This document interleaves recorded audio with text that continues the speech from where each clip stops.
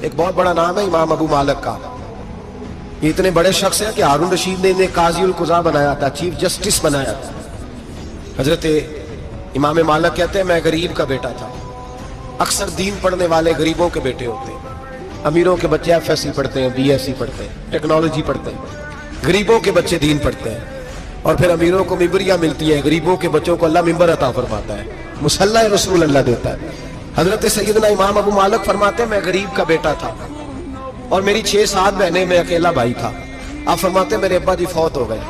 میری امی پکڑ کے مجھے ایک دھوبی کی دکان پہ لے گئی, کہنے لگی اسے کپڑے دھونے کا طریقہ بتا دے, سلیقہ سمجھا دے, یہ بھی ایک چھوٹی سی لانڈری کی دکان کھول لے گا, میری بیٹیوں کا پیٹ پالے گا. دھوبی کہنے لگا ٹھیک ہے, میں 2-3 درہم بھی دوں گا مہینے کے, اور جب کام سیکھ جائے گا تو تنخواہ بڑھ جائے گی. امام ابو مالک رحمت اللہ علیہ فرماتے ہیں میں بہنوں کے لیے روزی کمانے نکلا, میں بیوہ ماں کے سر پہ بوجھ اتارنے کے لیے نکلا, میں غربت کے عالم میں نکلا. رستے میں امام اعظم کا مدرسہ تھا.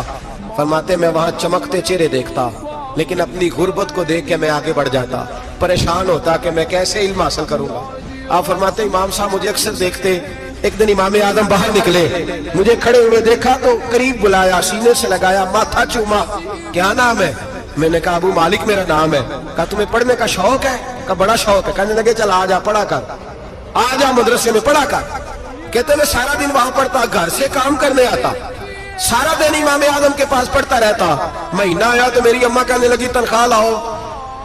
میں نے کہا امی جی تنخواہ تو وہ دے گا جو ڈیوٹی پہ جاتا ہو, میں تو پڑھنے جاتا ہوں. کہتے اماں گھر سے نکلی اور بڑے غصے کے ساتھ نکلی, کہنے لگی مولوی نے میرا بچہ خراب کر دیا, میرا بچہ خراب کر دیا. میں کام پہ بھیجتی تھی, اس نے کس چکر میں ڈال دیا, مسلوں سے بھی کبھی پیٹ بھرا ہے, کام بھی تو کرنے چاہیے نا. کہتے امام اعظم کے سامنے کھڑی ہوئی. امام صاحب بڑے امیر کبیر آدمی, اربوں خربوں پتی تھی, اور پھر اتنے بڑے عالم فقیر, سارا بغداد, سارا کوفہ, سارا مصر سلوٹ کرتا ہے. بی بی آئی اور تیز جملے,